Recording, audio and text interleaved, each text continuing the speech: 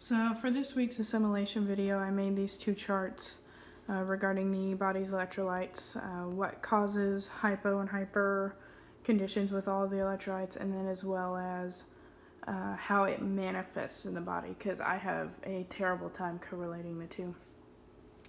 As far as over here on the other column where each electrolyte is listed, that's the values that each should be. So obviously sodium is going to be the most prolific throughout the body, and magnesium will be the one that, magnesium will be the one in the smallest amounts with just 1.5 to 2 milliequivalents per deciliter. Bicarbonate was listed on the pages that you listed, so I went ahead and included it. We don't have actual ranges per se for it. I mean 22 to 26 when we're looking like at ABGs and everything, but it's going to fluctuate just depending on the condition of the body. As the pH levels change, the body will either excrete or withhold more bicarbonate. As far as the causes of each, vomiting, diarrhea, anything GI is a big underlying cause of all of these. That is something that they all have in common. So you're seeing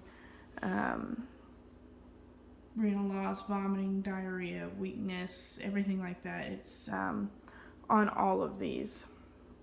And constipation, polyuria. A lot of this stuff is also going to manifest neurologically. So there's a lot of them with stupor, coma. It mentions being obtunded, stuff like that. With sodium, the book was pretty vague.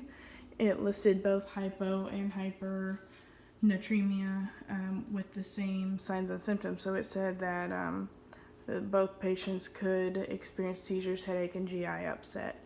It did mention that someone who becomes hyponatremic very acutely is going to have the more significant symptoms, as opposed to someone who becomes hyponatremic over a longer period of time. Their symptoms are going to be a little bit more mild. I guess you could kind of relate it back to glucose. A fall in glucose is usually pretty sharp, and we see those patients being almost unresponsive, or they are unresponsive at times. For someone who's hyperglycemic, they have days to even a week or two before they really are getting quite sick. Calcium, I was a little, I did not know that sepsis could cause hypocalcemia, so that was a little bit interesting to me. Obviously sepsis is just going to mess with the whole body, but I didn't know that it related specifically to calcium like that. Magnesium over there, hypomagnesemia. Again, you're going to treat with magnesium, but it can cause cramps, tremors, central nervous system irritability, weakness, everything like that. So that was a good one for me, which hypermagnesemia has muscle weakness, obtunded, decreased reflexes, confusion, altered mental status.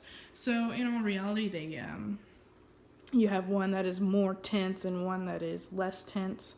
A weaker one versus one that is tense with magnesium. So that one was easy for me because that magnesium is going to have a lot of that muscle control. It's going to manifest muscularly. Again, potassium, like you always say, that manifests with cardiac. So hypokalemia, you've got broad T waves, prominent U waves, torsades, which you're going to treat with magnesium, and then you have depressed ST segments. So you want to make sure that you don't have elevated ST segments to match that. I would be watching for depressed ST segments alone to indicate for hypokalemia. You also have weakness in EKG changes on hyperkalemia, and it specifically did mention ventricular tachycardia. I believe with both of the kalemic rhythms that they were all ventricular. Again, with calcium, constipation, and polyuria were things that caused that. So that was another one that's based a lot off of excretion. Another interesting one with potassium that I hadn't ever really heard before is one of the causes of hyperkalemia is excessive fist clenching during phlebotomy. I had never heard of that, but I guess doing that repeatedly can cause the forearm muscles to release too much potassium, and during the procedure that will actually be absorbed into the bloodstream. So I thought that was really interesting, and probably something to definitely watch for. So I'm going to screenshot this and take a picture of this, because this one actually really helped me a lot to see it all side by side laid out like that. Thank you.